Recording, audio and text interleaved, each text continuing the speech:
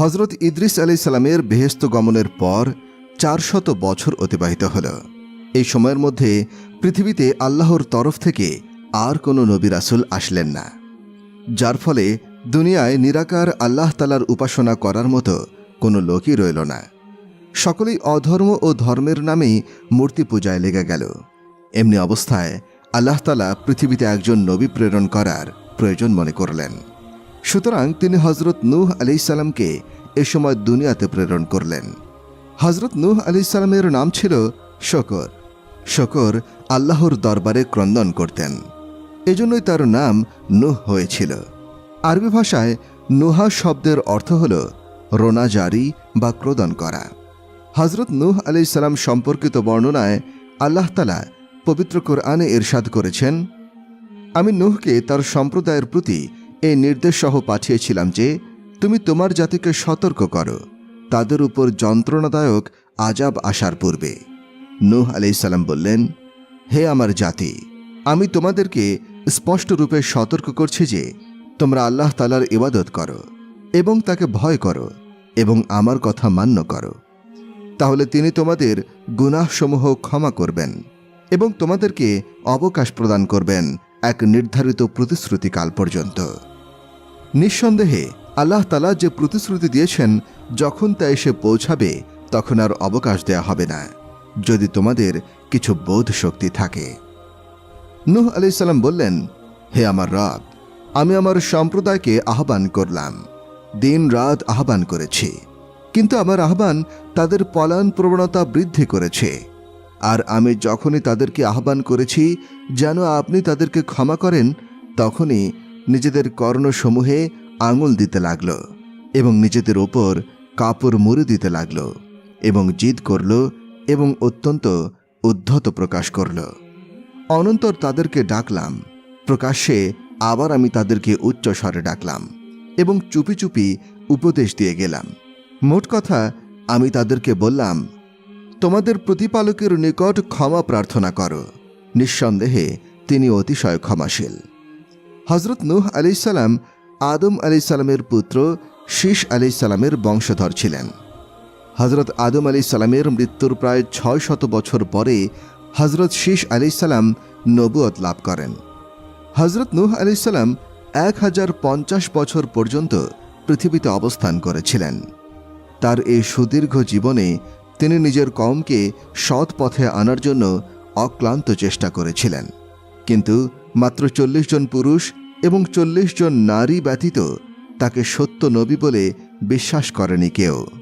শুধুমাত্র এই কয়েকজনই তার প্রচারিত সত্য ধর্ম গ্রহণ করেছিল।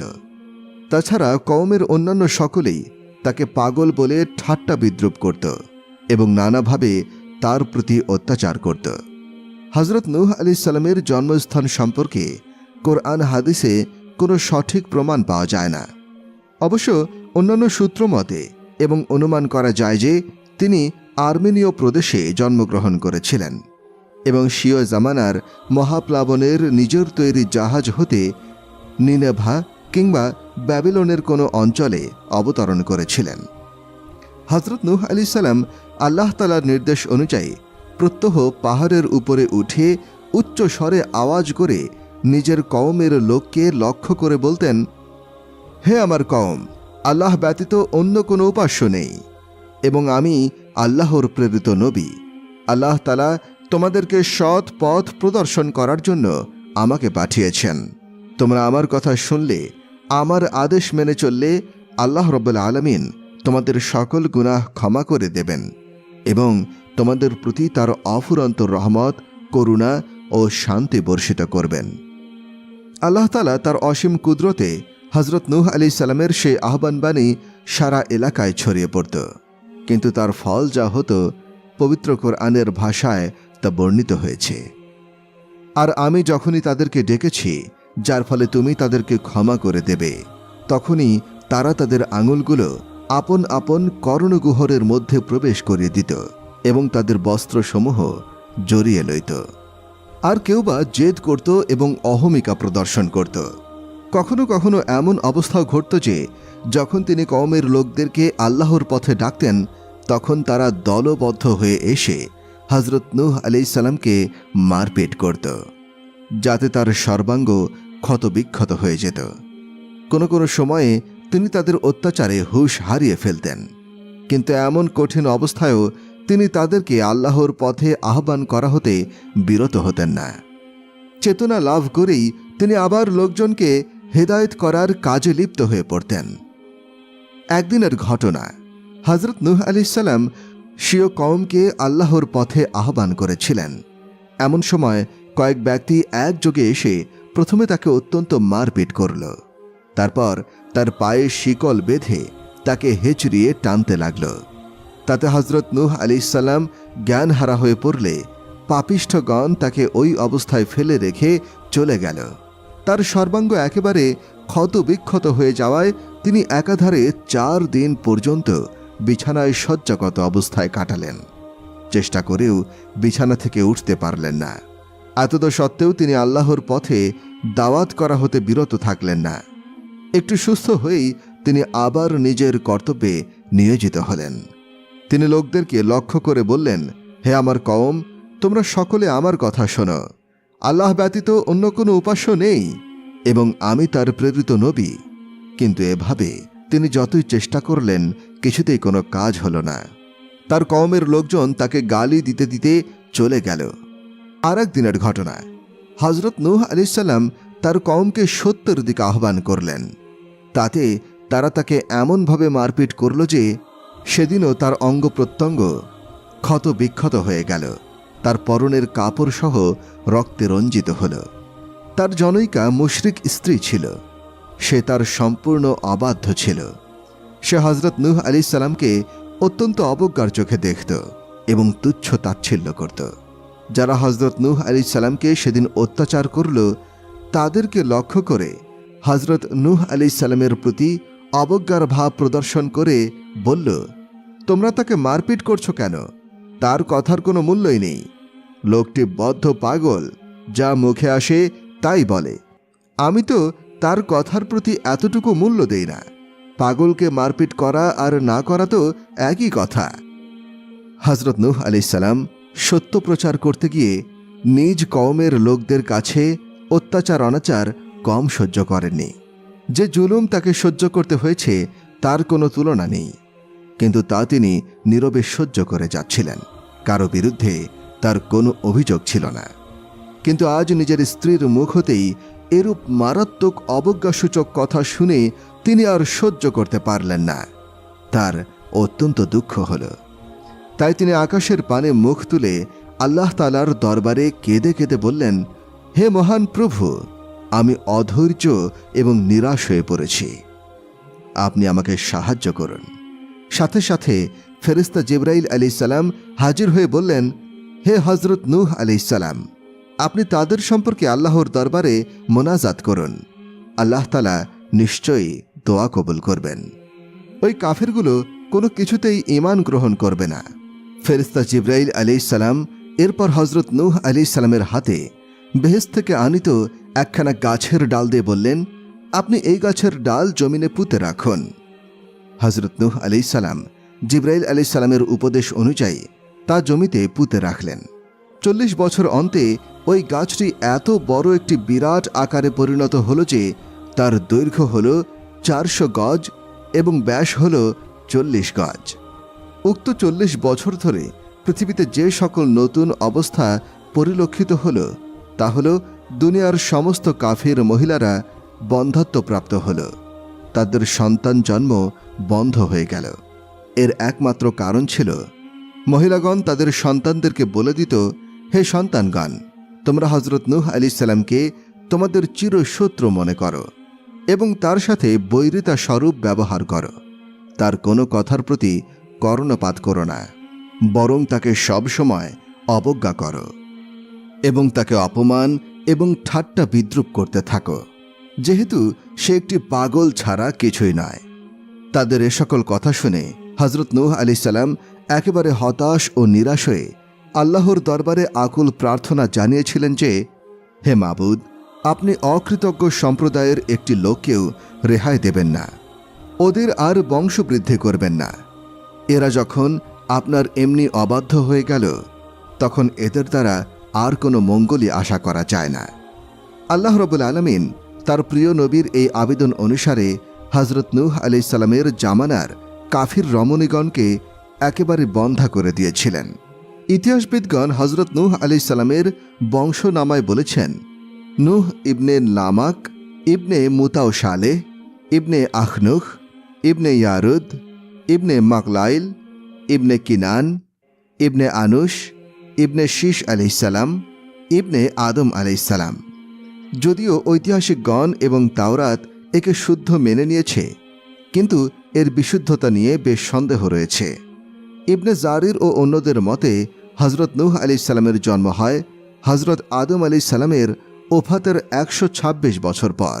আহলে কিতাবদের মতে হযরত নূহ আলাইহিস সালামের জন্ম হযরত আদম আলাইহিস সালামের ওফাতের মধ্যবর্তী সময় হল 146 বছর। ইবনে হিব্বান রহমতুল্লাহ আলাইহি এর বর্ণনা মতে হযরত আদম আলাইহিস সালামের ওফাত ও হযরত নূহ আলাইহিস সালামের জন্মের মধ্যবর্তী 10 যুগের ব্যবধান ছিল। হযরত ইবনে আব্বাস রাদিয়াল্লাহু আনহু বলেন, হযরত আদম আলাইহিস সালাম ও হযরত নূহ আলাইহিস সালামের মাঝখানে ব্যবধান ছিল 10 যুগের। রাসূল সাল্লাল্লাহু আলাইহি ওয়াসাল্লাম বলেন, যুগসমূহের মধ্যে আমার যুগই সর্বোত্তম যুগ।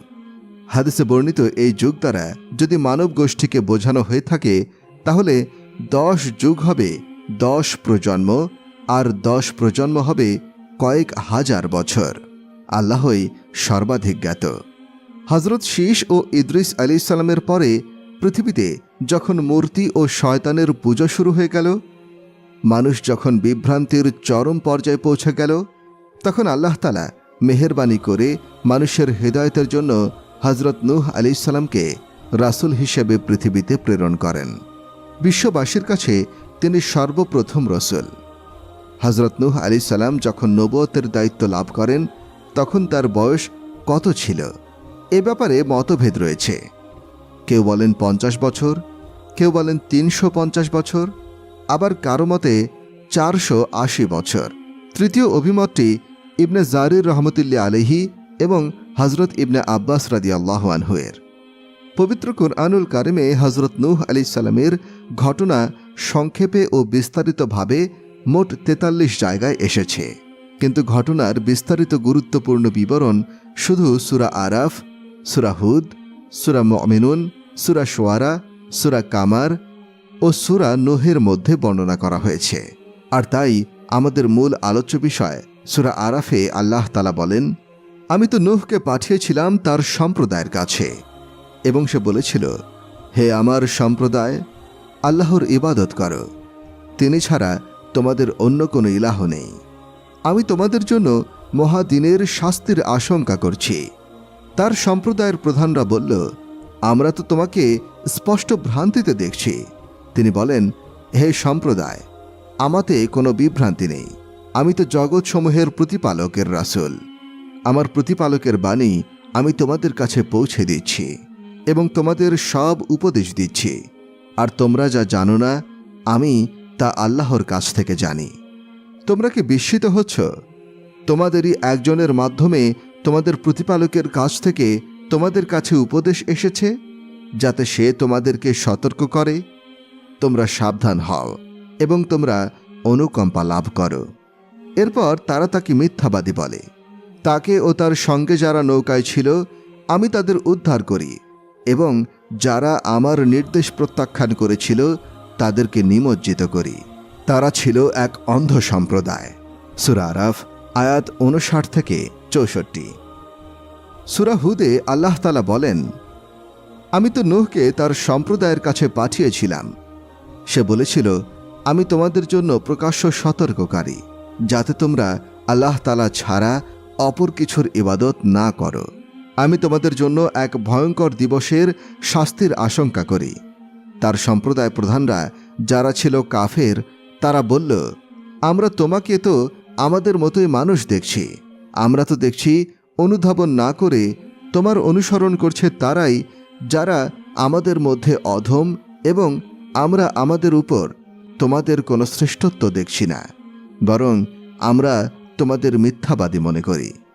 তিনি বললেন, হে আমার সম্প্রদায়, তোমরা আমাকে বলো, আমি যদি আমার প্রতিপালক প্রেরিত স্পষ্ট নিদর্শনে প্রতিষ্ঠিত হয়ে থাকি এবং তিনি যদি আমাকে তার নিজ অনুগ্রহ দান করে থাকেন, অথচ এ বিষয়ে তোমরা জ্ঞানশূন্য হও, আমি কি এ বিষয়ে তোমাদেরকে বাধ্য করতে পারি যখন তোমরা এটা অপছন্দ করো? হে আমার সম্প্রদায়, এর পরিবর্তে আমি তোমাদের কাছে ধন সম্পদ চাই না, আমার পারিশ্রমিক তো আল্লাহর কাছেই। মুমিনদেরকে তাড়িয়ে দেওয়া আমার কাজ নয়। তারা নিশ্চিতভাবে তাদের প্রতিপালকের সাক্ষাৎ লাভ করবে, কিন্তু আমি দেখছি তোমরা এক অজ্ঞ সম্প্রদায়। হে আমার সম্প্রদায়, আমি যদি তাদের তাড়িয়ে দিই তবে আল্লাহ তাআলার শাস্তি থেকে আমাকে কে রক্ষা করবে? তবুও কি তোমরা চিন্তা করো না? আমি তোমাদের বলি না আমার কাছে আল্লাহর ধনভাণ্ডার আছে আর তা অদৃশ্য সম্বন্ধে আমি অবগত, এবং আমি এটাও বলি না যে আমি ফেরেশতা। তোমাদের দৃষ্টিতে যারা হেয় তাদের সম্বন্ধে আমি বলি না। আল্লাহ তাদের কখনোই কল্যাণ দান করবেন না। তাদের অন্তরে যা আছে তা আল্লাহ তাআলা ভালোভাবে অবগত। তাহলে আমি অবশ্যই জালিমদের অন্তর্ভুক্ত হব। তারা বলল, হে নূহ, তুমি আমাদের সঙ্গে বিতণ্ডা করছ, তুমি বিতণ্ডা করছ অতিমাত্রায়। সুতরাং তুমি সত্যবাদী হলে আমাদেরকে যার ভয় দেখাচ্ছ তা আনয়ন করো। তিনি বললেন, ইচ্ছা করলে আল্লাহ তা তোমাদের কাছে উপস্থিত করবেন এবং তোমরা তাকে ব্যর্থ করতে পারবে না। আমি তোমাদের উপদেশ দিতে চাইলেও আমার উপদেশ তোমাদের উপকারে আসবে না, যদি আল্লাহ তোমাদেরকে বিভ্রান্ত করতে চান। তিনি তোমাদের প্রতিপালক এবং তারই কাছে তোমরা প্রত্যাবর্তন করবে। তারা কি বলে সে এটা রচনা করেছে? বলুন, আমি যদি এটা রচনা করে থাকি তবে আমি আমার অপরাধের জন্য দায়ী হব। তোমরা যে অপরাধ করছো তার জন্য আমরা দায়ী নই। নূহের প্রতি প্রত্যাদেশ হয়েছিল, যারা ঈমান এনেছে তারা ছাড়া কোনো সম্প্রদায়ের অন্য কেউ কখনো ঈমান আনবে না। সুতরাং তারা যা করে তার জন্য আপনি রাগ করবেন না। আপনি আমার তত্ত্বাবধানে এবং আমার প্রত্যাদেশ অনুযায়ী নৌকা নির্মাণ করুন। যারা সীমা লঙ্ঘন করেছে তাদের সম্পর্কে আপনি আমাকে কিছু বলবেন না, তারা তো নিমজ্জিত হবে। তিনি নৌকা নির্মাণ করতে লাগলেন এবং যখনই তার সম্প্রদায়ের প্রধানরা তার কাছে দিয়ে যেত তাকে উপহাস করত। তিনি বলতেন, তোমরা যদি আমাকে উপহাস করো তবে আমরাও তোমাদেরকে উপহাস করব। যেমন তোমরা উপহাস করছো, এবং তোমরা অচিরেই জানতে পারবে কার উপরে আসবে লাঞ্ছনাদায়ক শাস্তি আর কার উপর আপতিত হবে স্থায়ী শাস্তি।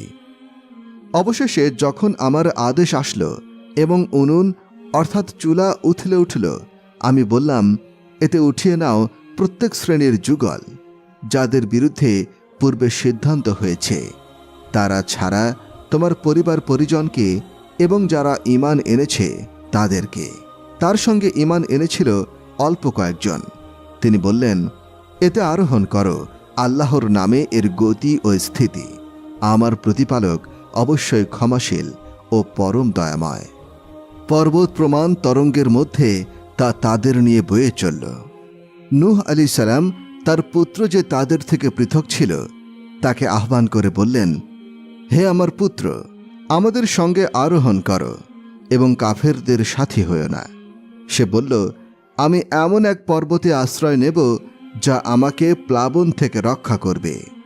তিনি বললেন, আজ আল্লাহর বিধান থেকে রক্ষা করার কেউ নেই, যাকে আল্লাহ তাআলা দয়া করবেন সে ছাড়া। এরপর তরঙ্গ তাদেরকে বিচ্ছিন্ন করে দিল এবং সে নিমজ্জিতদের অন্তর্ভুক্ত হল। এরপর বলা হলো, হে পৃথিবী, তুমি তোমার পানি গ্রাস করে নাও, হে আকাশ, ক্ষান্ত হও। এরপর বন্যা প্রশমিত হল এবং কার্য সমাপ্ত হল। নৌকা জুদি পাহাড়ের উপরে স্থির হল এবং বলা হলো, জালিম সম্প্রদায় ধ্বংস হোক। নূহ তার প্রতিপালককে সম্বোধন করে বললেন, হে আমার প্রতিপালক, আমার পুত্র আমার পরিবারভুক্ত এবং আপনার প্রতিশ্রুতি সত্য এবং আপনি বিচারকের মধ্যে শ্রেষ্ঠ বিচারক। তিনি বললেন, হে নূহ, সে তোমার পরিবারভুক্ত নয়, সে অসৎ কর্মপরায়ণ। সুতরাং যে বিষয়ে তোমার জ্ঞান নেই সে বিষয়ে আমাকে অনুরোধ করো না। আমি তোমাকে উপদেশ দিচ্ছি, তুমি অজ্ঞদের অন্তর্ভুক্ত হও না।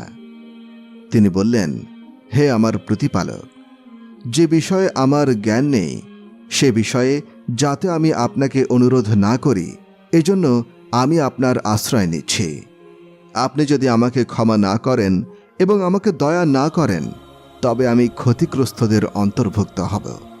বলা হলো, হে নূহ, আমার দেওয়া শান্তিসহ অবতরণ করো এবং তোমার প্রতি যে সকল সম্প্রদায় তোমার সঙ্গে আছে তাদের প্রতি কল্যাণ সহ অপর সম্প্রদায়সমূহকে জীবন উপভোগ করতে দেব। পরে আমার পক্ষ থেকে কঠিন শাস্তি তাদের স্পর্শ করবে। এই সকল অদৃশ্য লোকের সংবাদ আমি তোমাকে ওহির দ্বারা জানিয়েছি, যা এর আগে তুমি জানতে না এবং তোমার সম্প্রদায় জানত না। সুতরাং ধৈর্য ধারণ করো। শুভ পরিণাম মুত্তাকিদের জন্য। সূরা হুদ আয়াত 25 থেকে 49। সূরা মুমিনুনে আল্লাহ তাআলা বলেন, আমি নূহকে পাঠিয়েছিলাম তার সম্প্রদায়ের কাছে। তিনি বলেছিলেন, হে আমার সম্প্রদায়, আল্লাহর ইবাদত করো, তিনি ছাড়া তোমাদের জন্য অন্য কোনো ইলাহ নেই। তবুও কি তোমরা সাবধান হবে না? তার সম্প্রদায়ের প্রধানরা যারা কুফরি করেছিল তারা বলল, এ তো তোমাদের মতো একজন মানুষ, সে তোমাদের উপর শ্রেষ্ঠত্ব লাভ করতে চাচ্ছে। আল্লাহ ইচ্ছা করলে তো ফেরেশতা পাঠাতেন। আমরা তো আমাদের পূর্বপুরুষদের সময়ে এরূপ ঘটেছে বলে শুনিনি। এ তো এমন এক লোক যাকে পাগলামি পেয়ে বসেছে। সুতরাং এর সম্পর্কে কিছুকাল অপেক্ষা করো। নূহ আলাইহিস সালাম বলেছিলেন, হে আমার প্রতিপালক, আমাকে সাহায্য করুন, কারণ তারা আমাকে মিথ্যাবাদী বলছে। এরপর আমি তার কাছে ওহী পাঠালাম, তুমি আমার তত্ত্বাবধানে ও আমার ওহী অনুযায়ী নৌযান নির্মাণ করো। এরপর যখন আমার আদেশ আসবে ও উনুন অর্থাৎ চুলা উথলে উঠবে, তখন তাতে অর্থাৎ নৌকায় উঠিয়ে নিও প্রত্যেক জীবের এক এক জোড়া এবং তোমার পরিবার পরিজনকে।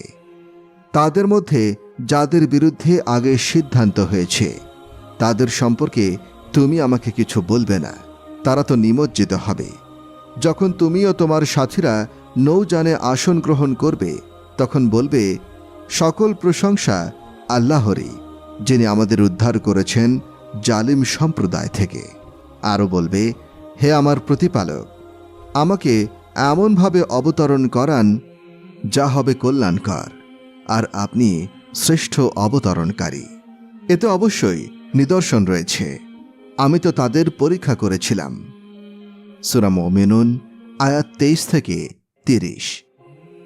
সূরা শুআরায় আল্লাহ তাআলা বলেন, নূহের সম্প্রদায় রাসূলগণের প্রতি মিথ্যারোপ করেছিল। যখন তাদের ভাই নূহ তাদেরকে বললেন, তোমরা কি সাবধান হবে না? আমি তো তোমাদের জন্য এক বিশ্বস্ত রসূল। অতএব আল্লাহকে ভয় করো এবং আমার আনুগত্য করো। আমি তোমাদের কাছে এর জন্য কোনো প্রতিদান চাই না। আমার পুরস্কার তো জগৎসমূহের প্রতিপালকের কাছেই আছে। সুতরাং আল্লাহকে ভয় করো এবং আমার আনুগত্য করো। তারা বলল, আমরা কি তোমার প্রতি বিশ্বাস স্থাপন করব, অথচ ইতর জনেরা তোমার অনুসরণ করছে?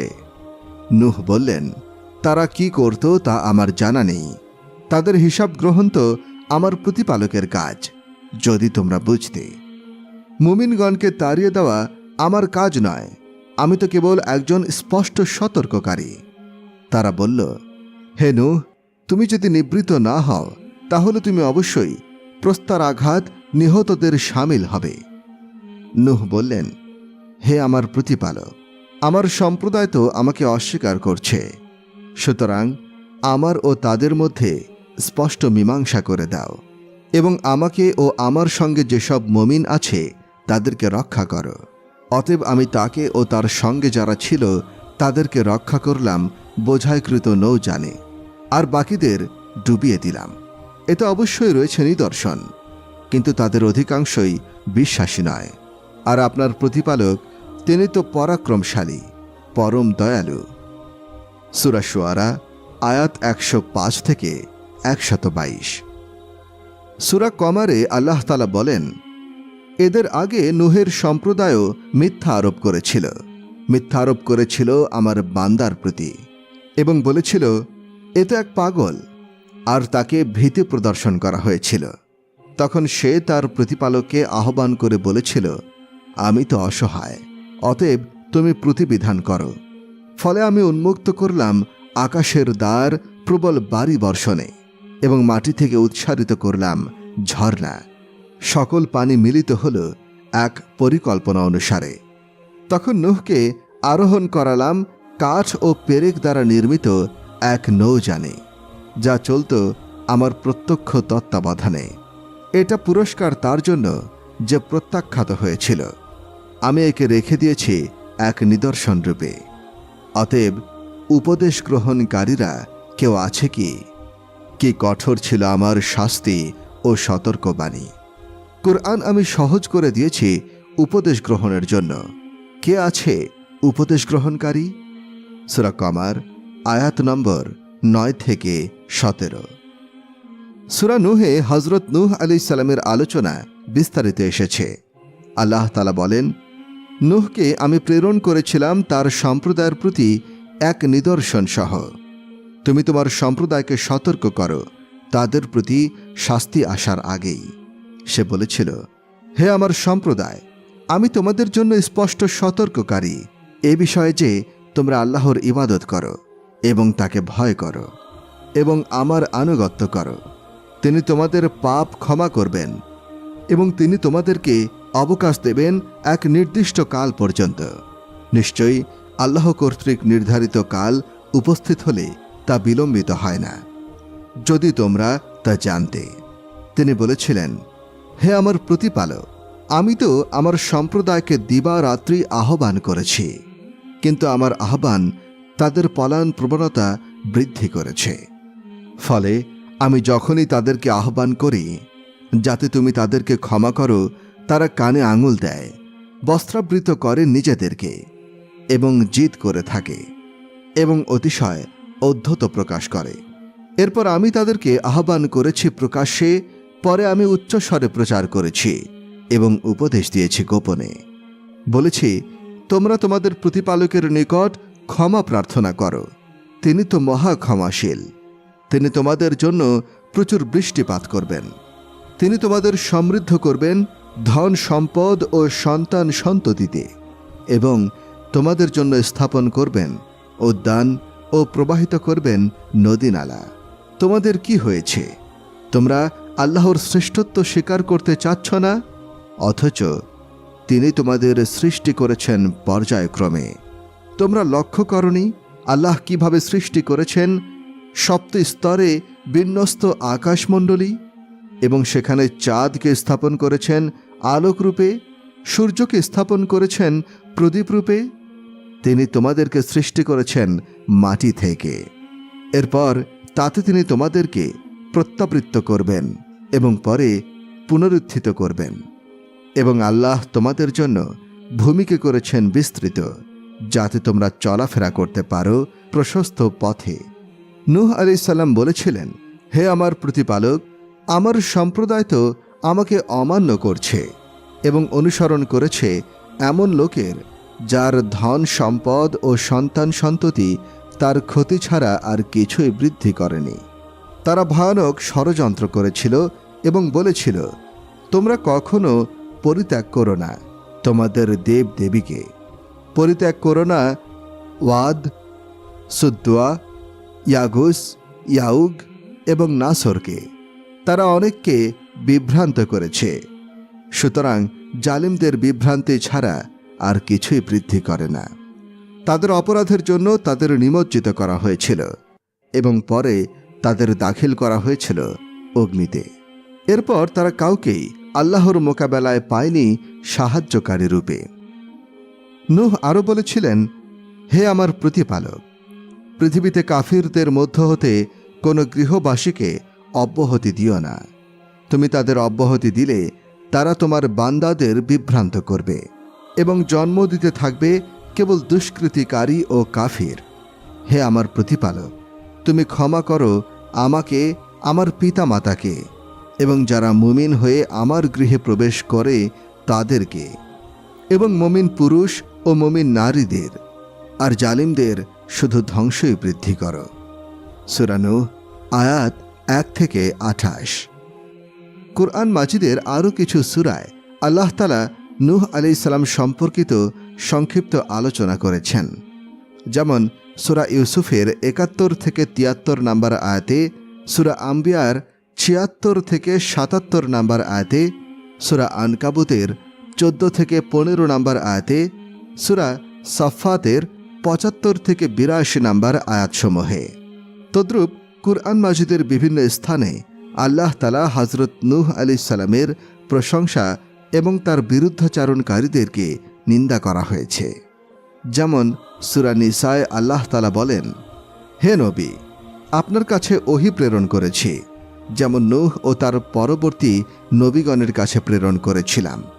ইব্রাহিম, ইসমাইল, ইসহাক, ইয়াকুব ও তার বংশধরগণ, ঈসা, আয়ুব, ইউনুস, হারুন এবং সুলাইমানের কাছে ওহী প্রেরণ করেছিলাম। অনেক রাসূল প্রেরণ করেছি, যাদের কথা পূর্বে আপনাকে বলেছি, এবং অনেক রাসূল যাদের কথা আপনাকে বলিনি। এবং মূসার সাথে আল্লাহ তাআলা সাক্ষাৎ বাক্যালাপ করেছিলেন। সুসংবাদবাহী ও সাবধানকারী রূপে রাসূলগণকে প্রেরণ করেছি, যাতে রাসূল আসার পর আল্লাহর বিরুদ্ধে মানুষের কোনো অভিযোগ না থাকে, এবং আল্লাহ তাআলা পরাক্রমশালী, প্রজ্ঞাময়। সূরা নিসা আয়াত 163 থেকে 164। সূরা আনআমে আল্লাহ তাআলা বলেন, এটা আমার যুক্তি প্রমাণ যা ইব্রাহিমকে দিয়েছিলাম তার সম্প্রদায়ের মোকাবেলায়, যাকে ইচ্ছা মর্যাদায় আমি উন্নত করি। আপনার প্রতিপালক প্রজ্ঞাময়, জ্ঞানী, এবং তাকে দান করেছিলাম ইসহাক ও ইয়াকুব, এবং তাদের প্রত্যেককে সৎ পথে পরিচালিত করেছিলাম।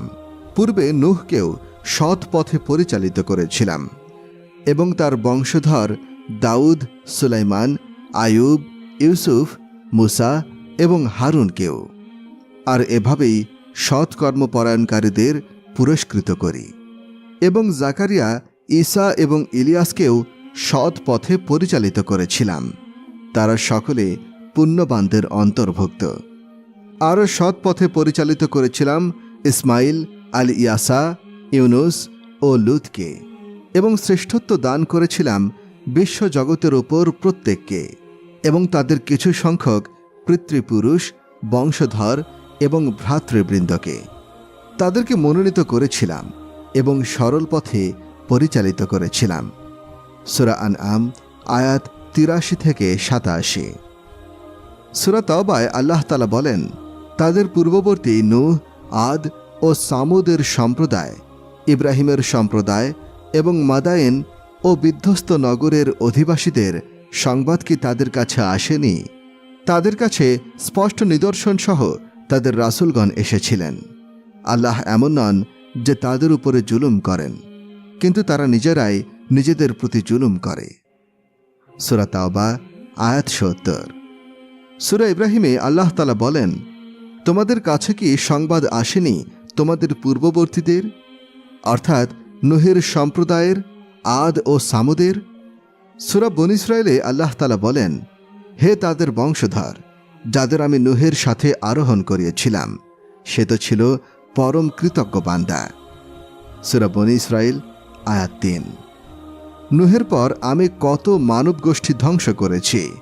তোমার প্রতিপালকই তার বান্দাদের পাপাচারের সংবাদ রাখা এবং পর্যবেক্ষণের জন্য যথেষ্ট। সূরা বনী ইসরাঈল আয়াত 17। সূরা আম্বিয়া, সূরা মুমিনুন, সূরা শুরা, সূরা আনকাবুতে তার ঘটনা বর্ণিত হয়েছে। সূরা আহজাবে আল্লাহ তাআলা বলেন, হে নবী, স্মরণ করুন যখন আমি নবীদের কাছ থেকে অঙ্গীকার গ্রহণ করেছিলাম, এবং আপনার কাছ থেকেও, এবং ইব্রাহিম, মূসা, মরিয়ম তনয় ঈসার কাছ থেকে, তাদের কাছ থেকে গ্রহণ করেছিলাম দৃঢ় অঙ্গীকার। সূরা আহজাব আয়াত 7। সূরা সোয়াদে আল্লাহ তাআলা বলেন, এদের পূর্বেও রাসূলদের মিথ্যাবাদী বলেছিল নূহের সম্প্রদায়, আদ ও বহু অট্টালিকার অধিপতি ফিরআউন, সামুদ, লূত সম্প্রদায় ও আইকার অধিবাসী। তারা ছিল এক একটি বিশাল বাহিনী। তাদের প্রত্যেকেই রাসূলগণকে মিথ্যা বলেছে, ফলে তাদের ক্ষেত্রে আমার শাস্তি হয়েছে বাস্তব। সূরা সোয়াদ আয়াত 12 থেকে 14। সূরা মুমিনে আল্লাহ তাআলা বলেন, এদের পূর্বে নূহের সম্প্রদায় এবং তাদের পরে অন্যান্য দলও মিথ্যারোপ করেছিল। প্রত্যেক সম্প্রদায় নিজ নিজ রাসূলকে আবদ্ধ করার অভিসন্ধি করেছিল এবং তারা অসার তর্কে লিপ্ত হয়েছিল সত্যকে ব্যর্থ করে দেওয়ার জন্য। ফলে আমি তাদের পাকড়াও করলাম এবং কত কঠোর ছিল আমার শাস্তি। এভাবে কাফেরদের ক্ষেত্রে সত্য হল আপনার প্রতিপালকের বাণী, এরা জাহান্নামী। সূরা মুমিন আয়াত 5 থেকে 6। সূরা শুরায় আল্লাহ তাআলা বলেন, তিনি তোমাদের জন্য বিধিবদ্ধ করেছেন দিন, যার নির্দেশ দিয়েছেন তিনি নূহকে, আর যা আমি ওহী করেছি আপনাকে, এবং যার নির্দেশ দিয়েছিলাম ইব্রাহিম, মুসা ও ঈসাকে, এই বলে, তোমরা দিনকে প্রতিষ্ঠা করো এবং তাতে মতভেদ করো না। আপনি মুশরিকদের যার প্রতি আহ্বান করেছেন তা তাদের কাছে দুর্বল মনে হয়। আল্লাহ যাকে ইচ্ছা দিনের প্রতি আকৃষ্ট করেন এবং যে তার অভিমুখী তাকে দিনের দিকে পরিচালিত করেন। সূরা শুরা আয়াত 13। সূরা কাফে আল্লাহ তাআলা বলেন, তাদের পূর্বেও সত্য প্রত্যাখ্যান করেছিল নূহের সম্প্রদায়, রাশ ও সামুদ সম্প্রদায়, আদ, ফেরাউন ও লূত সম্প্রদায় এবং আইকার অধিবাসী ও তুব্বা সম্প্রদায়। তারা সকলেই রাসূলকে মিথ্যাবাদী বলেছিল, ফলে তাদের উপর আমার শাস্তি আপতিত হয়েছে। সূরা কফ আয়াত 12 থেকে 14। সূরা জারিয়াতে আল্লাহ তাআলা বলেন, আমি ধ্বংস করেছিলাম এর পূর্বে নূহের সম্প্রদায়কে, তারা ছিল সত্যত্যাগী সম্প্রদায়। সূরা জারিয়াত আয়াত 46। সূরা নাজমে আল্লাহ তাআলা বলেন, আর এদের পূর্বে নূহের সম্প্রদায়কেও ধ্বংস করেছিলাম, তারা ছিল অতিশয় জালিম, অবাধ্য। সূরা নাজম আয়াত 52। সূরা হাদিদে আল্লাহ তাআলা বলেন, আমি নূহ এবং ইব্রাহিমকে রাসূল রূপে প্রেরণ করেছিলাম এবং আমি তাদের বংশধরগণের জন্য স্থির করেছিলাম নবুয়ত ও কিতাব, কিন্তু তাদের অল্পই সৎ পথ অবলম্বন করেছিল এবং অধিকাংশই ছিল সত্যত্যাগী। সূরা হাদিদ আয়াত 26। আল্লাহ তাআলা কাফেরদের জন্য নূহ ও লূতের স্ত্রীকে দৃষ্টান্ত হিসেবে পেশ করেছেন। তারা ছিল আমার বান্দাদের মধ্যে 2 সৎকর্মপরায়ণ বান্দার অধীন, কিন্তু তারা তাদের প্রতি বিশ্বাসঘাতকতা করেছিল। ফলে নূহ ও লূত তাদেরকে আল্লাহ তাআলার শাস্তি হতে রক্ষা করতে পারেনি এবং তাদের বলা হলো, জাহান্নামে প্রবেশকারীদের সাথে তোমরাও তাতে প্রবেশ করো। সূরা তাহরিম আয়াত 10। সহিহ বুখারী ও মুসলিম শরীফে আছে, উম্মে সালমা ও উম্মে হাবিবা রাদিয়াল্লাহু আনহা রাসূল করিম সাল্লাল্লাহু আলাইহি ওয়াসাল্লামের সামনে তাদের হাবশায় দেখে আসা মারিয়া নামক গির্জা এবং তার সৌন্দর্য ও তাতে স্থাপন করে রাখা প্রতিকৃতির কথা উল্লেখ করলে রাসূল পাক সাল্লাল্লাহু আলাইহি ওয়াসাল্লাম বলেন, তাদের নিয়ম ছিল তাদের মধ্যে সৎ কর্মপরায়ণ কেউ মারা গেলে তার কবরের উপর তারা একটি উপাসনালয় নির্মাণ করত, তারপর তাতে তার প্রতিকৃতি স্থাপন করে রাখত। আল্লাহর কাছে তারা ছিল সৃষ্টির সবচেয়ে নিকৃষ্ট জাতি। অবক্ষয় যখন পৃথিবীতে ছড়িয়ে পড়ে এবং তাদের মধ্যে মূর্তি পূজার ব্যাপক প্রসার ঘটে, তখন আল্লাহ তাআলা তার বান্দা ও রাসূল নূহ আলাইহিস সালামকে প্রেরণ করেন। তিনি এক লা শরীক আল্লাহের প্রতি আহ্বান জানান এবং আল্লাহ ছাড়া অন্যদের উপাসনা করতে নিষেধ করেন। ইমাম বুখারী রহমতুল্লাহ আলাইহি বর্ণনা করেন, হযরত আবু সাঈদ খুদরি রাদিয়াল্লাহু আনহু বলেন, রাসূলুল্লাহ সাল্লাল্লাহু আলাইহি ওয়াসাল্লাম বলেছেন, কিয়ামতের দিন নূহ আলাইহিস সালাম ও তার উম্মত উপস্থিত হবেন। তখন আল্লাহ তাআলা বলবেন, তুমি কি দ্বীনের বাণী পৌঁছিয়েছিলে? নূহ আলাইহিস সালাম বলবেন, জি হ্যাঁ আমার রব। তারপর আল্লাহ তাআলা তার উম্মতকে জিজ্ঞাসা করবেন, নূহ কি তোমাদের কাছে দ্বীনের দাওয়াত পৌঁছিয়েছিল? তারা বলবে, না, আমাদের কাছে কোনো নবী আসেনি। তখন আল্লাহ তাআলা নূহ আলাইহিস সালামকে বলবেন, তোমার পক্ষে সাক্ষ্য দেবে কে? তিনি বলবেন, মুহাম্মদ সাল্লাল্লাহু আলাইহি ওয়াসাল্লাম ও তার উম্মত। তখন উম্মতে মুহাম্মদ সাক্ষ্য দিয়ে বলবে, নূহ আলাইহিস সালাম তার তাবলীগের দায়িত্ব পালন করেছেন। ইমাম বুখারী রহমতুল্লাহ আলাইহি আরও বলেন, ইবনে ওমর রাদিয়াল্লাহু আনহু বলেছেন, রাসূল সাল্লাল্লাহু আলাইহি ওয়াসাল্লাম একদিন জনসাধারণের মধ্যে দাঁড়িয়ে আল্লাহ তাআলার সম্মানে উপযুক্ত প্রশংসা বর্ণনা করেন। তারপর দাজ্জালের কথা উল্লেখ করে বললেন, তোমাদেরকে আমি তার ব্যাপারে সাবধান করছি। এমন কোনো নবী নেই যিনি আপন সম্প্রদায়কে তার ব্যাপারে সাবধান করেননি। নূহ আলাইহিস সালামও আপন সম্প্রদায়কে তার ব্যাপারে সাবধান করে দিয়েছিলেন। তবে তার ব্যাপারে তোমাদেরকে আমি এমন একটি কথা বলে দিই যা কোনো নবী তার সম্প্রদায়কে বলেনি। তোমরা জেনে রেখো, সে হবে এক চক্ষু বিশিষ্ট, কিন্তু আল্লাহ তাআলা এক চক্ষু বিশিষ্ট নন। ইমাম আবু হাতেম হযরত আসরাম রহমতুল্লাহ আলাইহি এর সূত্রে বলেন, রাসূল সাল্লাল্লাহু আলাইহি ওয়াসাল্লাম বলেন, নূহ আলাইহিস সালাম নৌযানে প্রতি জীবের এক জোড়া তুলে নিলে তার সঙ্গীরা বলল, সিংহের সাথে আমরা, কিংবা বলল, গৃহপালিত প্রাণীরা কিভাবে নিরাপদ বোধ করবে? তখন আল্লাহ তাআলা সিংহকে জ্বরাক্রান্ত করে দেন। পৃথিবীতে এটাই ছিল সর্বপ্রথম জ্বরের আবির্ভাব। তারপর তারা ইঁদুরের ব্যাপারে অভিযোগ করে বললেন, এগুলো তো আমাদের খাদ্যদ্রব্য ও জিনিসপত্র সব নষ্ট করে ফেলবে। তখন আল্লাহ তাআলার নির্দেশে সিংহ হাঁচি দেয়, এতে বিড়াল বের হয়ে আসে। বিড়াল দেখে ইঁদুররা সব আত্মগোপন করে। ইমাম আবু জাফর ইবনে জারির ও আবু মুহাম্মদ ইবনে হাতিম আপন তাফসিরে উম্মুল মুমিনিন আয়েশা রাদিয়াল্লাহু আনহার বরাতে বলেন, রাসূল করিম সাল্লাল্লাহু আলাইহি ওয়াসাল্লাম বলেন, নূহের সম্প্রদায়ের কারো প্রতি যদি আল্লাহ তাআলা দয়া করতেন, তাহলে অবশ্যই শিশুর মায়ের প্রতি দয়া করতেন। রাসূল সাল্লাল্লাহু আলাইহি ওয়াসাল্লাম বলেন, নূহ আলাইহিস সালাম তার সম্প্রদায়ের মধ্যে ৯৫০ বছর অবস্থান করেন এবং বৃক্ষরোপণ করে ১০০ বছর অপেক্ষা করেন। বৃক্ষটি বড় হয়ে পোক্ত হলে তা কেটে নৌকা নির্মাণ করেন। নৌকা নির্মাণকালে সম্প্রদায়ের লোকেরা যখন তার কাছ দিয়ে অতিক্রম করত, তখন তাকে ঠাট্টা করে বলতো, তুমি ডাঙায় নৌকা নির্মাণ করছো, এটা চলবে কিভাবে? নূহ আলাইহিস সালাম বললেন, অচিরেই তোমরা জানতে পারবে। হযরত আদম আলাইহিস সালামের পর হযরত নূহ আলাইহিস সালামকে আল্লাহ তাআলা পৃথিবীতে সর্বপ্রথম রাসূল হিসেবে প্রেরণ করেন। বুখারী ও মুসলিম শরীফের হাদিস দ্বারা তা সুস্পষ্ট প্রমাণিত। মুসলিম শরীফের শাফায়াতের অধ্যায়ে হযরত আবু হুরায়রা রাদিয়াল্লাহু আনহু থেকে একটি দীর্ঘ রাওয়ায়াত বর্ণিত আছে, হে নূহ, তোমাকে পৃথিবীতে সর্বপ্রথম রাসূল বানানো হয়েছে। আল্লাহ তাআলা হযরত নূহ আলাইহিস সালামকে পৃথিবীতে রাসূল হিসেবে প্রেরণের পর তিনি তার সম্প্রদায়কে আল্লাহর ইবাদত ও তাওহীদের দাওয়াত দেন। অনুরূপভাবে অন্যান্য পয়গম্বরও তাওহীদ ও অন্যান্য বিষয়ের দাওয়াত দিয়েছেন।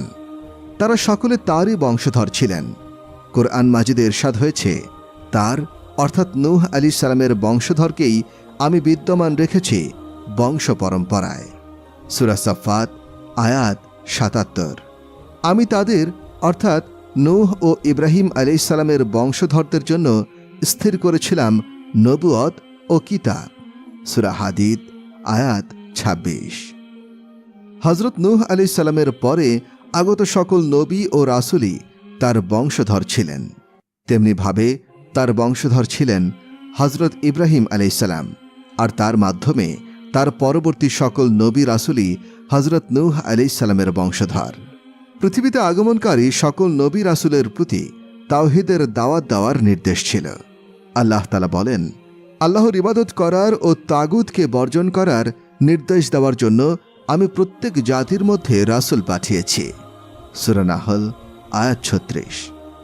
আপনার পূর্বে যে সকল রাসূল প্রেরণ করেছিলাম তাদের আপনি জিজ্ঞাসা করুন, আমি কি দয়াময় আল্লাহ ছাড়া কোনো দেবতা স্থির করেছিলাম যার ইবাদত করা যায়?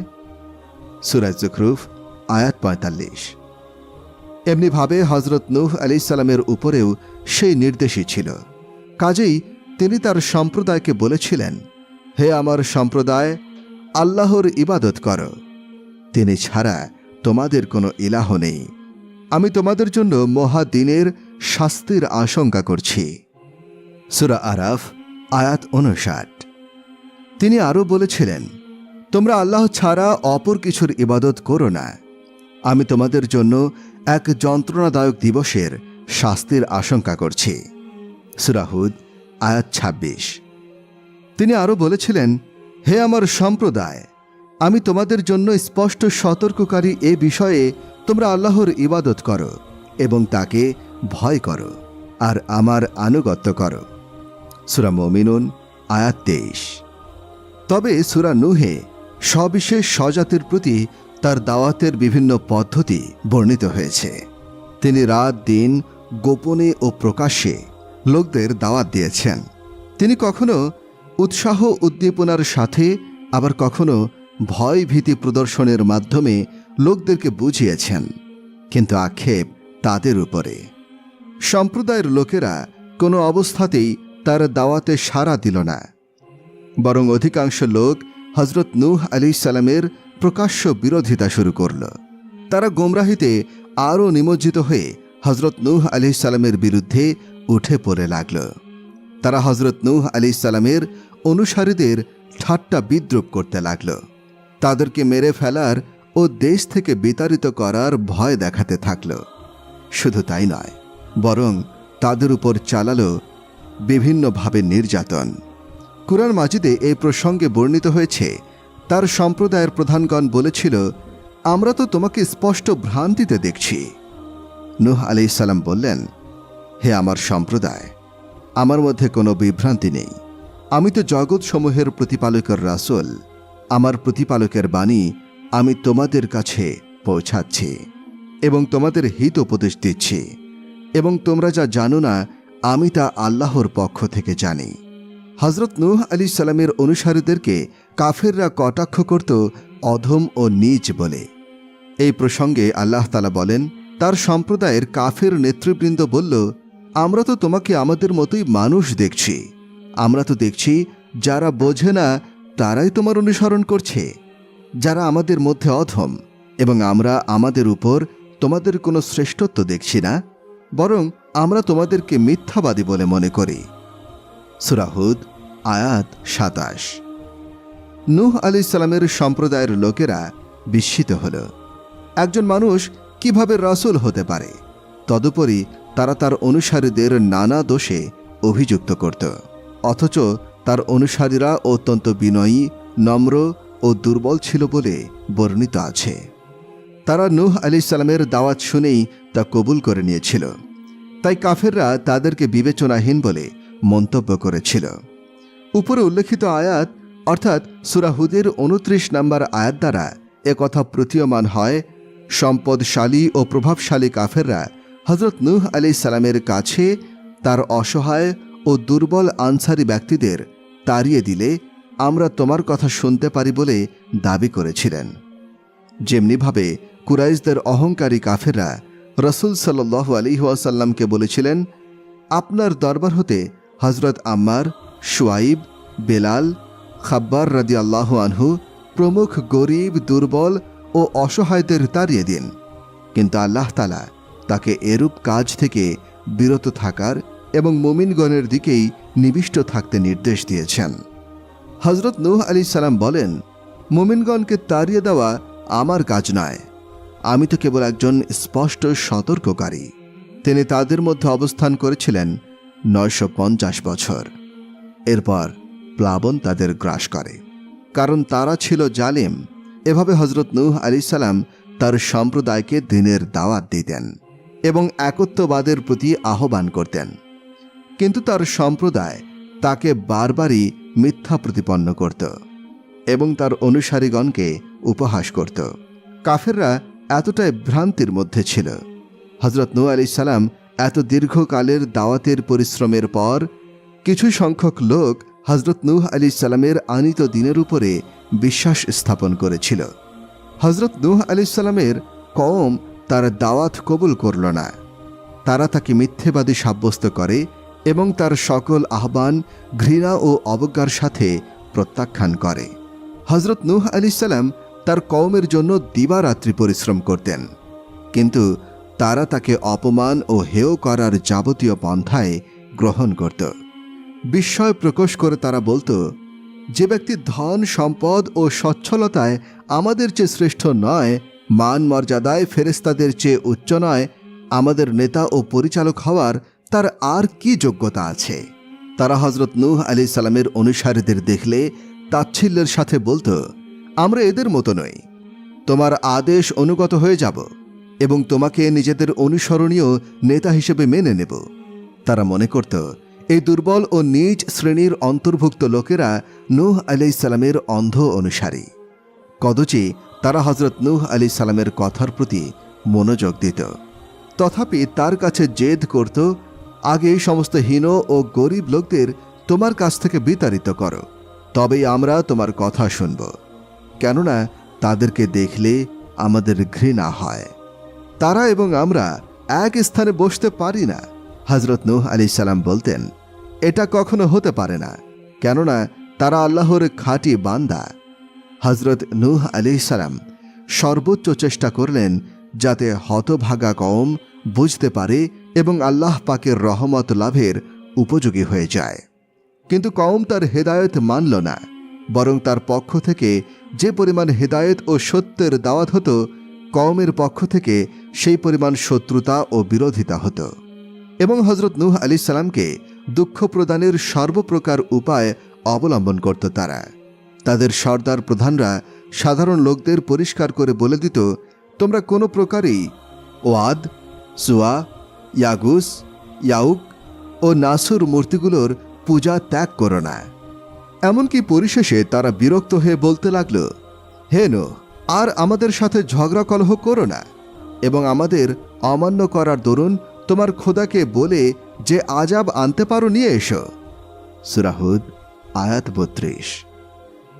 যখন কওমের সকল অপচেষ্টা ও হঠকারিতা প্রকাশ হয়ে গেল এবং কোরআন পাকের স্পষ্ট বর্ণনা অনুযায়ী ৯৫০ বছর অক্লান্ত অবিরাম হেদায়েতের পরেও তাদের মধ্যে কোনো পরিবর্তন দেখা গেল না, তখন তিনি নিতান্তই ব্যথিত হলেন। আল্লাহ তাআলা তখন তাকে সান্ত্বনা দিলেন এবং বললেন, যারা ঈমান আনার ছিল এনেছে, তারা ছাড়া অন্যরা কেউই ঈমান আনবে না, অতএব তাদের কার্যকলাপের জন্য দুঃখ করবেন না। সূরা হুদ আয়াত ৩৬। হজরত নূহ আলাইহিস সালাম বুঝতে পারলেন তার সত্য প্রচারে ত্রুটি হয়নি, এরা বরং অমান্যকারী নাফরমান। তখন তিনি তাদের কার্যকলাপ ও জঘন্যচারে ব্যথিত হয়ে আল্লাহ পাকের দরবারে দোয়া করলেন, হে আমার প্রতিপালক, আপনি কাফেরদের কওমকে জমিনের উপরে অবশিষ্ট রাখবেন না। যদি আপনি তাদের এভাবে ছেড়ে দেন, তবে তারা আপনার বান্দাদের গোমরাহ করে ফেলবে এবং তাদের বংশধর তাদের মতোই পাপিষ্ঠ ও নাফরমান পয়দা হবে। সূরা নূহ আয়াত ২৬ থেকে ২৭। আল্লাহ পাক হজরত নূহ আলাইহিস সালামের দোয়া কবুল করলেন এবং আমলের প্রতিফলের নিয়ম অনুযায়ী অবাধ্যদের অবাধ্যতার শাস্তি ঘোষণা করে দিলেন। আর মুমিনদের রক্ষার জন্য প্রথমে হজরত নূহ আলাইহিস সালামকে নির্দেশ দিলেন, একটি নৌযান তৈরি করুন, যাতে বাহ্যিক কারণ হিসেবে তিনি এবং অনুগত মুমিনগণ সেই শাস্তি হতে সুরক্ষিত থাকে, আর তা অবাধ্য ও নাফরমান লোকদের প্রতি অচিরেই নাজিল হবে। হজরত নূহ আলাইহিস সালাম আল্লাহ পাকের আদেশ অনুযায়ী নৌকা তৈরি শুরু করলেন। কাফেররা ঠাট্টা বিদ্রুপ করতে লাগল। যখনই নির্মাণাধীন নৌযানের কাজ দিয়ে যেত, তখনই বলতো, চমৎকার, আমরা যখন নিমজ্জিত হতে আরম্ভ করব, তখন তুমিও তোমার অনুসারীরা এই নৌকায় আরোহণ করে সুরক্ষিত থেকে মুক্তি পেয়ে যাবে। কেমন নির্বোধ সুলভ কল্পনা! হজরত নূহ আলাইহিস সালামও তাদের অপরিণামদর্শিতা এবং আল্লাহ তাআলার নাফরমানের দুঃসাহস দেখে তাদের অনুরূপ জবাব দিতেন এবং নিজের কাজে মনোযোগী থাকতেন। আল্লাহ তাআলা তাকে প্রকৃত অবস্থা সম্পর্কে সতর্ক করে দিয়েছিলেন, হে নূহ, তুমি আমার তত্ত্বাবধান অনুযায়ী নৌকা নির্মাণ করতে থাকো, আর এখন আমাকে সম্বোধন করে জালিমদের ব্যাপারে কোনো সুপারিশ করবে না। নিঃসন্দেহে তারা নিমজ্জিত হবে। সূরা হুদ আয়াত ৩৭। অবশেষে নূহ আলাইহিস সালামের নৌযান প্রস্তুত হয়ে গেল এখন আল্লাহ তাআলার প্রতিশ্রুত আযাব নাজিল হবার সময় নিকটবর্তী হল। নূহ আলাইহিস সালাম প্রথম আলামত অর্থাৎ নিদর্শন দেখতে পেলেন, যা তাকে বলে দেওয়া হয়েছিল, অর্থাৎ ভূগর্ভ হতে পানি উচ্ছারিত হওয়া।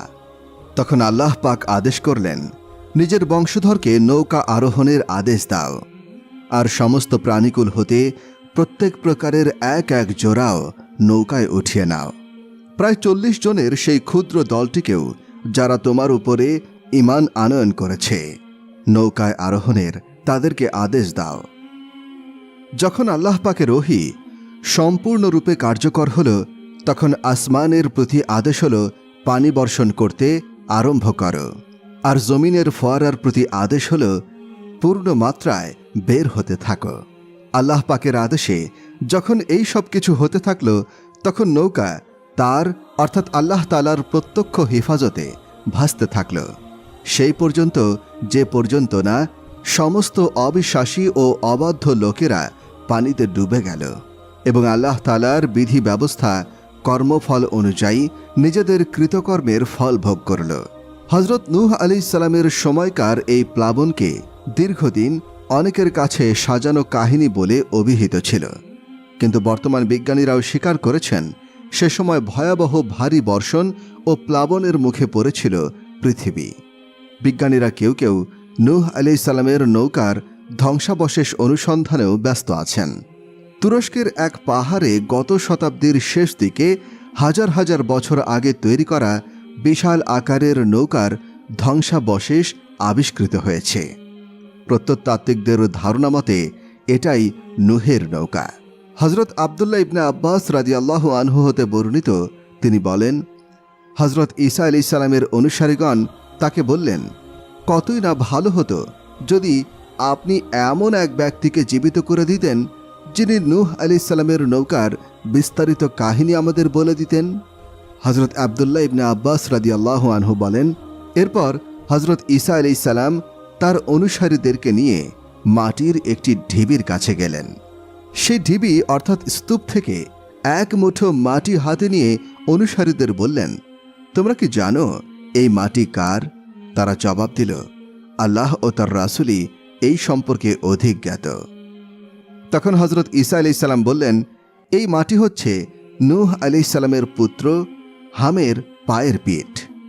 হযরত ইবনে আব্বাস রাদিয়াল্লাহু আনহু বললেন, এরপর হযরত ঈসা আলাইহিস সালাম সেই মাটির স্তূপের উপর তার লাঠি দিয়ে আঘাত করে বললেন, আল্লাহর নির্দেশে দাঁড়িয়ে যাও।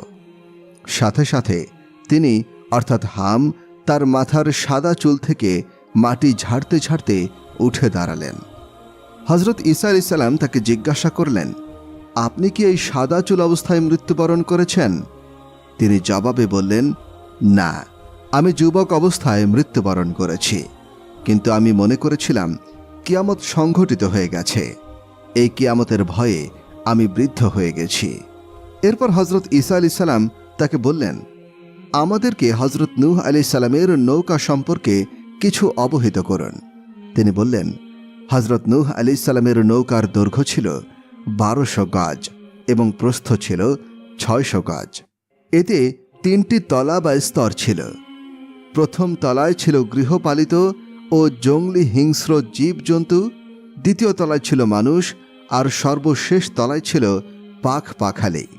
নৌকাটিতে যখন জীবজন্তুর মল বা বিষ্ঠা, আবর্জনা ইত্যাদি খুবই জমা হয়ে গেল, তখন আল্লাহ তাআলা হযরত নূহ আলাইহিস সালামের প্রতি ওহী প্রেরণ করলেন, আপনি হাতির লেজটি স্পর্শ করুন। তখন হযরত নূহ আলাইহিস সালাম হাতির লেজ স্পর্শ করলে হাতি থেকে একটি শূকর ও একটি শূকরীর জন্ম হয়। তারা সাথে সাথে জীবজন্তুর মলমূত্র খেতে শুরু করে।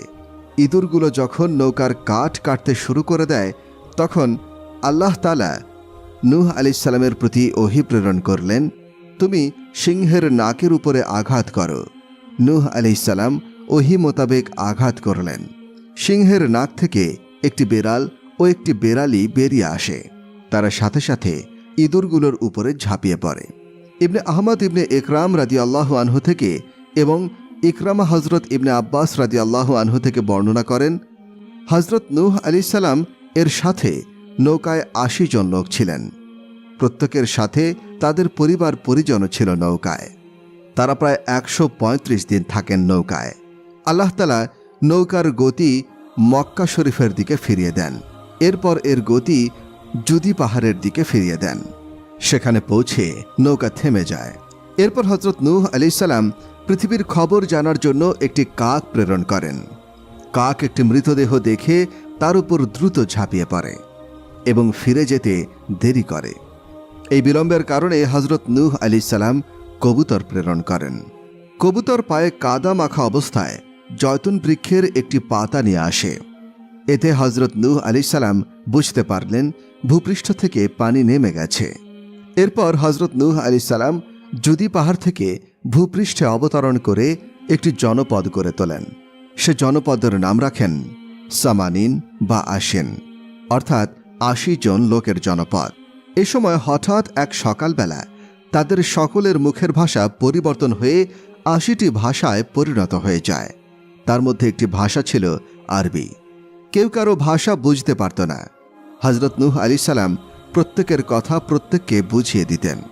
হযরত কাতাদা রহমতুল্লাহ আলাইহি ও অন্যান্যরা বলেন, নূহ আলাইহিস সালামের সম্প্রদায়ের এই বিশ্বাসী দলটি রজব মাসের 10 তারিখে নৌকায় আরোহণ করে 120 দিন তাতে অবস্থান করেন। এ সময়ের মধ্যে তারা 1 মাস জুদি পাহাড়ের ওপর থাকেন। এরপর মহরম মাসের 10 তারিখে তারা নৌকা থেকে বাইরে আসেন। হযরত নূহ আলাইহিস সালাম নিজ পুত্রের ক্ষমা ও মুক্তির জন্যে আল্লাহ তাআলার কাছে আবেদন করেছিলেন, হে পরওয়ারদিগার, আপনি আমার কাছে আমার পরিবার পরিজনকে রক্ষা করার ওয়াদা করেছেন, আর এই পুত্রটিও তো আমার পরিবারের একজন, অথচ সে তো এখন ডুবে যাচ্ছে। আমার কাছে তাই সুস্পষ্ট নয় যে এই পুত্রটি কি আমার পরিবারভুক্ত নাকি আমার থেকে বিচ্ছিন্ন। জবাবে বলা হয়, সে তাদের, অর্থাৎ যাদেরকে আমি রক্ষা করার ওয়াদা করেছি সে তাদের অন্তর্ভুক্ত নয়। কারণ আমি তোমাকে বলেছিলাম তোমার পরিবার পরিজনকে রক্ষা করব, কিন্তু তাকে নয় যার ব্যাপারে পূর্বেই আমার শাস্তির সিদ্ধান্ত হয়েছে, অর্থাৎ কাফেরদের। সুতরাং তোমার পুত্র কেনান তোমার পরিবারভুক্ত নয়, তার ব্যাপারে আগেই সিদ্ধান্ত হয়ে গেছে। সে নিমজ্জিত হবে এবং শাস্তির স্বাদ ভোগ করবে। আল্লাহ তাআলা বলেন, বলা হলো, হে নূহ, অবতরণ করো আমার দেওয়া শান্তি সহ এবং তোমার ও তোমার সঙ্গে থাকা উম্মতের প্রতি কল্যাণ সহ, আর অপর সম্প্রদায় সমূহকে জীবন উপভোগ করতে দেব। পরে আমার পক্ষ হতে মর্মন্তুদ শাস্তি তাদের স্পর্শ করবে। সূরা হুদ আয়াত ৪৮। অর্থাৎ তোমার ও তোমার বংশধরদের থেকে যে সকল উম্মত আসবে সবার প্রতি শান্তি। এখানে নূহ আলাইহিস সালামের বংশধর বলার কারণ পৃথিবীর সকল লোক হযরত নূহ আলাইহিস সালামের বংশধর। আজ পৃথিবীতে যত মানুষ হয়েছে তারা সকলেই হযরত নূহ আলাইহিস সালামের 3 পুত্র শাম, হাম ও ইয়াফেসের কারো না কারো সন্তান। হযরত সামুরা রাদিয়াল্লাহু আনহু থেকে বর্ণিত, রাসূল সাল্লাল্লাহু আলাইহি ওয়াসাল্লাম বলেছেন, সাম আরবের আদি পিতা, হাম আবিসিনিয়ার আদি পিতা এবং ইয়াফেস রোমের আদি পিতা, অর্থাৎ এই দেশসমূহের লোকদের আদি পিতা। হযরত ইমরান বিন হুসাইন রাদিয়াল্লাহু আনহু অনুরূপ হাদিস বর্ণনা করেছেন। হযরত ইমরান রাদিয়াল্লাহু আনহু বলেন, রোম দ্বারা এখানে প্রথম রোম বোঝানো হয়েছে, যারা ইউনানি বা গ্রিক জাতি। এদের বংশতালিকা রোমি ইবনে সাবিত ইবনে ইমরান ইবনে ইউনান ইবনে ইয়াফিস ইবনে নূহ আলাইহিস সালাম। হযরত আবু হুরায়রা রাদিয়াল্লাহু আনহু থেকে বর্ণিত, রাসূল সাল্লাল্লাহু আলাইহি ওয়াসাল্লাম বলেছেন, নূহ আলাইহিস সালামের 3 সন্তান ছিল, যাদের নাম সাম, হাম ও ইয়াফেস। সামের থেকে আরব, ইরান বা পারস্য ও রোম দেশীয় লোকেরা জন্মগ্রহণ করে। এদের মধ্যে ছিল কল্যাণ নিহিত। ইয়াফিস থেকে ইয়াজুজ মাজুজ, তুর্ক ও সাকা লিবাদের জন্ম হয়। এদের মধ্যে কোনো কল্যাণ নিহিত ছিল না। আর হাম থেকে কিবতি, তাতানি ও সুনানিদের জন্ম হয়। এক বর্ণনা মতে হযরত নূহ আলাইহিস সালামের 3 পুত্রের জন্ম নূহ আলাইহিস সালামের প্লাবনের পরে হয়েছিল, আর কিনানের জন্ম হয়েছিল প্লাবনের আগে। প্লাবনের সময় সেই কিনান নিমজ্জিত হয়। আবের নামে নূহ আলাইহিসসালামের আরও একটি পুত্র ছিল। সে কিনানের পূর্বে মারা গেছে। তবে সঠিক কথা হল নূহ আলাইহিসসালামের 3 পুত্র শাম, হাম ও ইয়াফেস এবং তার স্ত্রী সন্তানাদি সহ নৌকায় ছিলেন। আল্লাহ তাআলা পবিত্র কোরআনে জুদি পাহাড়ের কথা উল্লেখ করেছেন। সে কি বিরাট পাহাড়! দজলার পাশে জাজিরা ইবনে ওমরের পূর্ব অংশে এর অবস্থান। মাউসিলের কাছে দক্ষিণ থেকে উত্তরে তার দৈর্ঘ্য হল 3 দিনের পথ আর উচ্চতা আধা দিনের পথ। সবুজ বর্ণ পাহাড়টি ওক জাতীয় গাছে পরিপূর্ণ। তার পাশে আছে একটি গ্রাম, নাম কৈয়াতুস সামানিন বা 80 জনের গ্রাম। একাধিক মুফাসসিরের মতে তা নূহ আলাইহিসসালামের সঙ্গে মুক্তিপ্রাপ্ত লোকজনের আবাসস্থল ছিল। আল্লাহই সর্বজ্ঞ। মোট কথা, আল্লাহ পাকের আদেশে আজাব সমাপ্ত হলে নূহ আলাইহিসসালামের নৌকা জুদি পাহাড়ে গিয়ে থামল। তাওরাত কিতাবে আছে জুদি আরারাত পর্বত শ্রেণীর অন্যতম। আরারাত হল দ্বীপের নাম। এটা সেই অঞ্চলের নাম যা দজলা ও ফোরাত নদীর মধ্যবর্তী দিয়ার বিকার হতে বাগদাদ পর্যন্ত বিস্তৃত। এরপর প্লাবনের পানি আস্তে আস্তে শুকোতে আরম্ভ করল এবং নৌকার আরোহীরা পুনরায় শান্তি ও নিরাপত্তার সাথে আল্লাহর জমিনে পা রাখল। এই কারণেই নূহ আলাইহিসসালামকে দ্বিতীয় আদম অর্থাৎ মানব জাতির দ্বিতীয় পিতা বলা হয়। খুব সম্ভবত এই হিসাবে তাকে হাদিস শরীফে প্রথম রাসূল বলা হয়েছে। যদিও এ পর্যন্ত এসে নূহ আলাইহিসসালামের ঘটনার বিস্তারিত বর্ণনা সমাপ্ত হয়ে যায়। তথাপি এই গুরুত্বপূর্ণ ঘটনায় যে সমস্ত জ্ঞান, গর্ব ও ঐতিহাসিক প্রশ্নের উদ্ভব হয় কিংবা উপস্থাপন করা হয়েছে তাও আলোচনাযোগ্য। নূহ আলাইহিসসালামের প্লাবন কি সমগ্র পৃথিবীর উপরে ছিল, নাকি পৃথিবীর নির্দিষ্ট কোনো অংশে, নাকি নির্দিষ্ট কোনো অংশের উপরে এসেছিল? এই সম্বন্ধে প্রাচীন ও আধুনিক যুগে আলেমদের মধ্যে দ্বিমত রয়েছে। ওলামায়ে ইসলামের এক জামাত, ইহুদি খ্রিস্টান সম্প্রদায়ের আলেমগণ এবং জ্যোতির্বিদ এবং ভূতত্ত্ববিদ ও জড়জগতের ঐতিহাসিকদের অভিমত হল এই প্লাবন সমগ্র পৃথিবীর উপর আসেনি, বরং পৃথিবীর সেই অংশের মধ্যেই সীমাবদ্ধ ছিল যেখানে হযরত নূহ আলাইহিসসালামের কওম বসবাস করত। সেই অঞ্চলটির আয়তন 1,40,000 বর্গ কিলোমিটার ছিল। তাদের মতে নূহ আলাইহিসসালামের প্লাবন নির্দিষ্ট অঞ্চলের মধ্যে হওয়ার কারণ হল এই প্লাবন ব্যাপক হলে তার চিহ্নসমূহ ভৌগোলিক বিভিন্ন স্থানে এবং বিভিন্ন পর্বতের চূড়ায় পরিলক্ষিত হওয়া উচিত ছিল, অথচ এরূপ হয়নি। তাছাড়াও সে সময় মানুষের বসতি খুবই সীমিত ছিল এবং তা ছিল সেই অঞ্চলেই যেখানে নূহ আলাইহিসসালাম ও তার কওম বাস করত। তখনও হযরত আদম আলাইহিসসালামের সন্তানদের সংখ্যা সেই অঞ্চলের বসবাসকারীদের চেয়ে অধিক ছিল না। সেখানকার অধিবাসীরা ছিল আদম আলাইহিসসালামের সমস্ত সন্তান। ওই অঞ্চলের বাইরে কোথাও কোনো মানুষের বসতি ছিল না। সুতরাং সেই অঞ্চলটি আজাবের উপযোগী ছিল এবং তাদের উপর এই আজাব প্রেরিত হয়েছিল। পৃথিবীর অন্যান্য অংশের সাথে এই আজাবের বা প্লাবনের কোনো সম্পর্ক ছিল না। আবার কোনো কোনো ওলামায়ে ইসলাম, বিচক্ষণ ভূতত্ত্ববিদ এবং কোনো কোনো জড়বাদী ঐতিহাসিকদের মতে এই প্লাবন সমগ্র ভূপৃষ্ঠের উপরে ব্যাপক ছিল। আর ব্যাপক প্লাবন শুধু এই একটিই নয়, বরং তাদের মতে ভূপৃষ্ঠের উপর এ ধরনের বহু প্লাবন এসেছিল অতীতে। তন্মধ্যে এটাও একটা।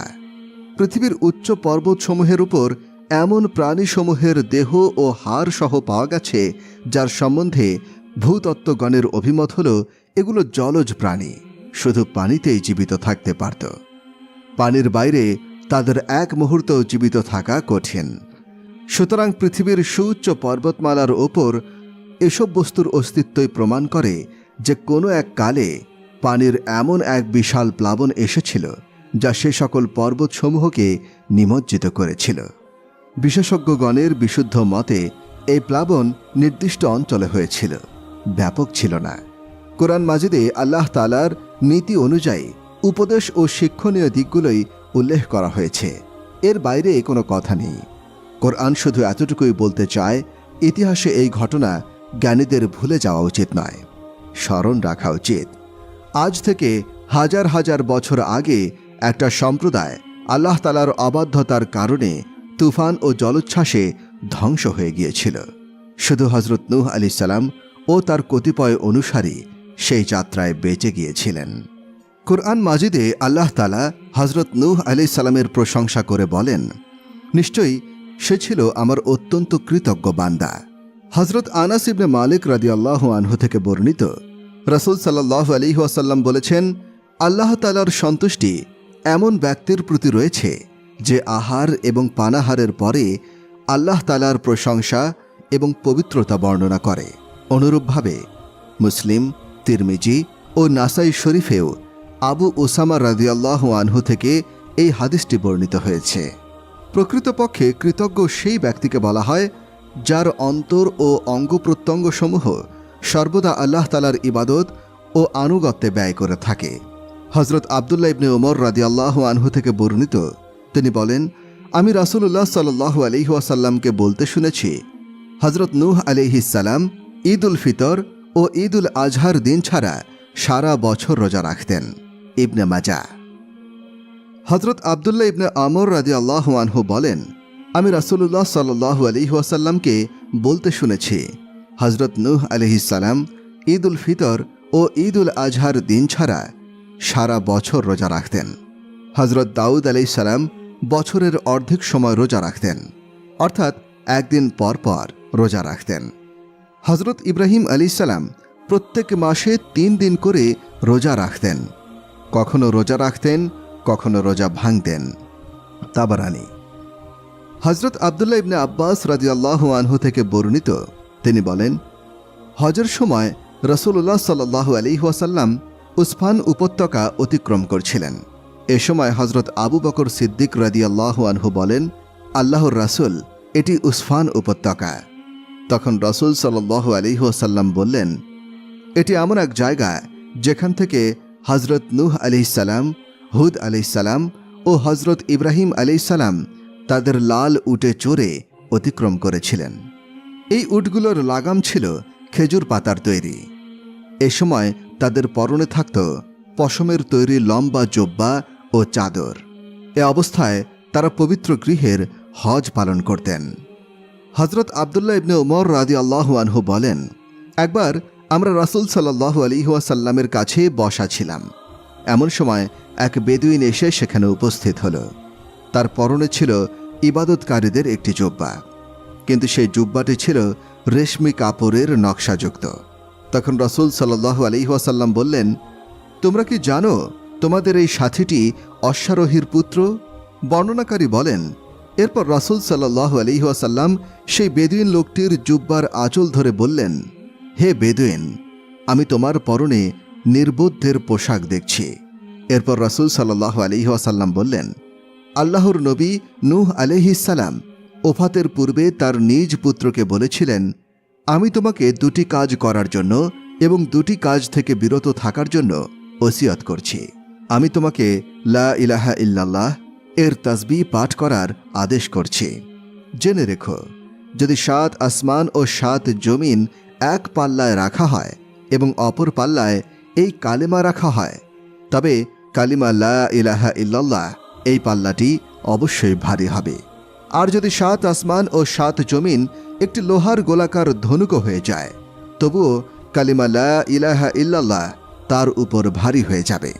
আর দ্বিতীয় আদেশ করছি, সুবহানাল্লাহি ওয়া বিহামদিহি এটা বলতে।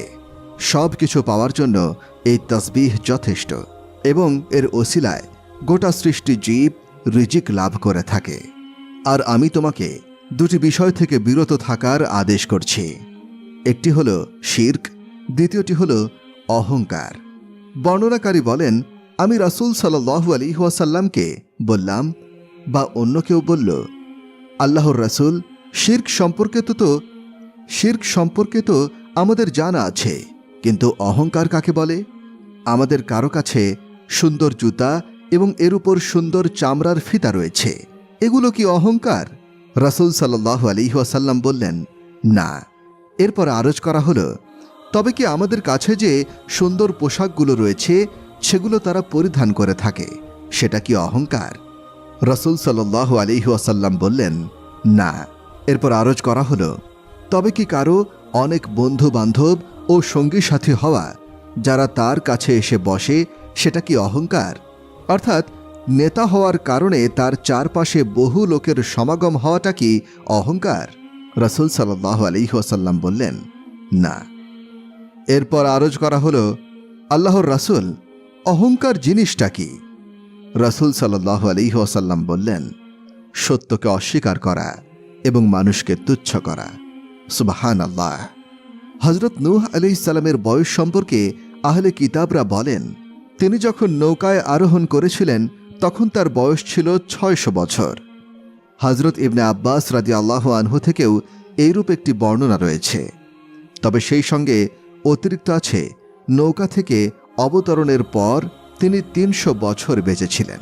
কিন্তু এই বক্তব্যটি যদি কুরআনের বর্ণনার সাথে সামঞ্জস্য বিধান করা না যায় তবে অবশ্যই তা ভ্রান্ত।